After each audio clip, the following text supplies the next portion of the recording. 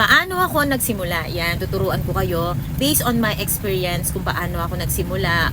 Yung account ko na to is nag-start pa lang nung March. Yan, March, April, May, June, July, August, September, October, November, December, January. So 10 months pa lang siya. Yan. Kasi marami akong kaibigan na nagtatanong kung paano daw ako na-monetize. So, ito na yon, tuturuan ko kayo. Yung sasabihin ko dito is based on my experience. So, hindi ko naman siya agad-agad nalaman. Nagtanong-tanong ako, may mga kaibigan ako na tumulong sa akin, tinulungan nila ako. Yan, hindi nila ako pinabayaan. As in, itinuro nila kung paano sila nag-start. Diba? So, ayan, ganito kasi yan. So, yung account ko na yan is March nga.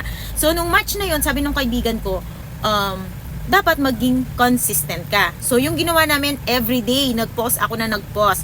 Nag-post ako ng reels, nag-post ako sa reels, text post, picture post, story. O, yun, dun, nag-post ako.